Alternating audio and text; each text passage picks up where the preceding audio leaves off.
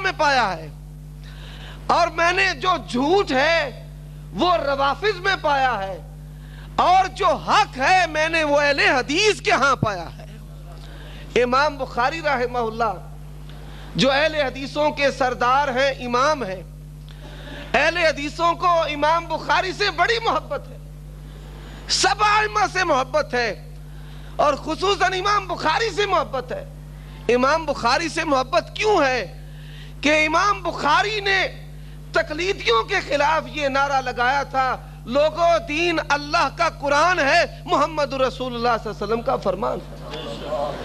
اور آج آپ کو ایک اور بڑی پتے کی بات بتاتا ہوں، جتنے بھی منکرین حدیث ہیں، یہ طلوع اسلام والا پرویز ہے، اس کی ذریت ہے، وہ امام بخاری پہ جرح کریں گے، امام مسلم کی گستاخی کریں گے، امام ترمذی کے متعلق بکواس کریں گے، ائمہ حدیث کے متعلق وہ برا بولیں گے، لکھیں گے، ان کو سازشی قرار دیں گے، امام احمد کو برا کہیں گے، امام مالک کو کہیں گے، لیکن یہ ایک ایسی کڑی حقیقت ہے جس کا کسی کو کوئی انکار نہیں۔ امام ابو حنیفہ کو آج تک کسی منکر حدیث نے کچھ نہیں کہا۔ یہ اس بات کو آپ نوٹ کریں، محدثین پر وہ جرح کرتے ہیں، محدثین پر یہ بھی جرح کرتے ہیں۔ امام ابو حنیفہ رحمہ اللہ پر جو محدثین کی جرح ہے، اگر وہ ہم پیش کرتے ہیں، کہتے ہیں گستاخ گستاخ گستاخ، اگر جرح پیش کرنا گستاخی ہے تو سب سے پہلے گستاخ امام ابو حنیفہ ہیں، انہوں نے جابر جوفی اپنے استاد کو کذاب قرار دیا ہے۔ سب سے پہلے گستاخ امام مالک ہے، سب سے پہلے گستاخ امام احمد بن حنبل ہے، سب سے پہلے گستاخ پھر حضرت امام شافعی رحمہ اللہ تبارک و تعالی۔ یہ ایک علمی امانت ہے، دین کی حفاظت کے لیے علماء نے، محدثین نے جرح و تعدیل کا ایک بہت مضبوط نظام بنایا ہے کتاب و سنت کی روشنی میں۔ تو جو جرح کرنا ہے یہ بے ادبی نہیں، بے ادبی یہ ہے اللہ کے پیغمبر محمد رسول اللہ صلی اللہ علیہ وسلم کی بات کے مقابلہ میں امام ابو حنیفہ کی بات کو ماننا اور حدیث رسول کو رد کر دینا، یہ بے ادبی ہے۔ تو یہ جو انہوں نے پراپوگنڈا کیا ہے کہ جی پہلے مسائل پر بھاگے تھے، اب عقائد پر بھاگیں گے، انشاءاللہ ہم نے مسائل پر بھی تمہیں بھگایا ہے اور عقائد پر بھی تمہیں بھگائیں گے انشاءاللہ الرحمن۔ کہتے ہیں مناظرہ ہوا دولتا نگر میں، مناظرہ ہوا لاہور میں، اور اس کو شکست ہوئی ہے۔ جو لاہور کا مناظرہ ہے وہ ایسا تاریخی اور کامیاب مناظرہ ہے۔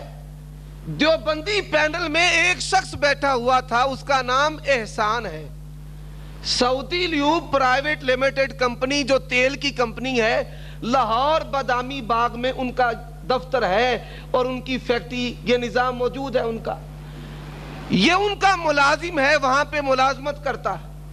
یہ دیوبندی پینل میں بیٹھنے والا، جب میں نے اپنا مسئلہ واضح کیا، ان کے عقائد کفریہ شرکیہ بتائے اور ان کے سامنے کتابیں رکھ لی، ان کے پینل سے اٹھا، ابھی میں اپنی ٹرن لگا رہا تھا، اس نے کہا لوگوں گواہ ہو جاؤ، میں اہل حدیث ہونے کا اعلان کرتا ہوں، دیوبندی جھوٹے ہیں۔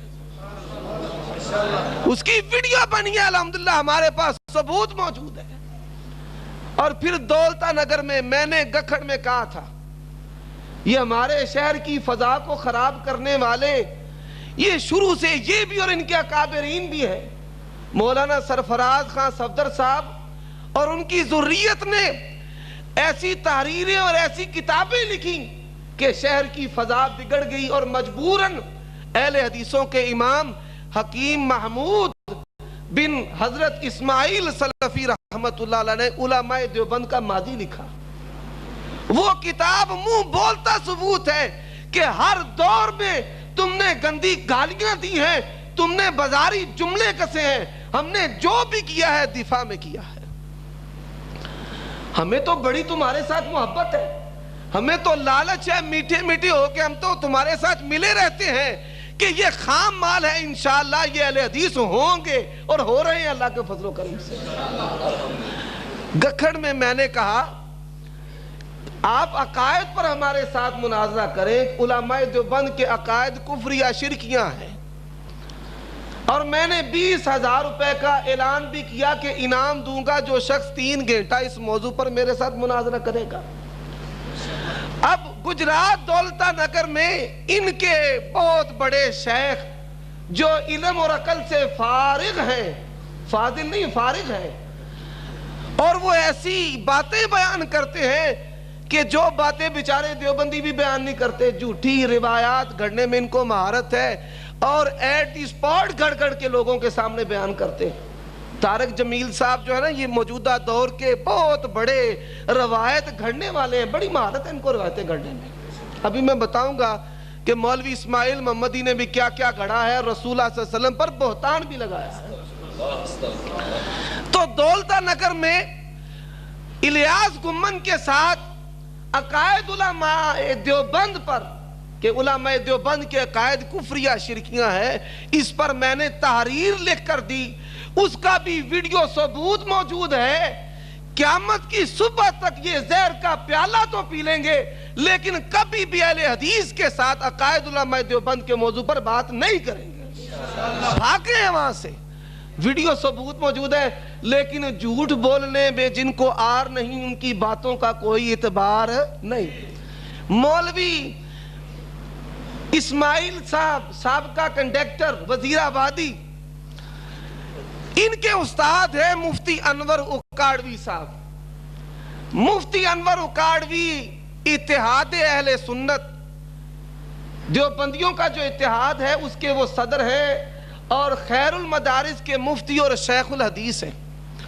ان کے ساتھ خادم کا مناظرہ ہوا ہے جوہر آباد میں طلاق کے موضوع پر، اور ان کی یہ پرانی عادت ہے جب مناظرہ میں ان کو شکست ہوتی ہے تو پھر یہ نعرہ لگاتے ہیں المدد یا پولیس۔ حضرت عثمانی صاحب میرے ساتھ تھے، قاضی عبدالرشید صاحب میرے ساتھ تھے۔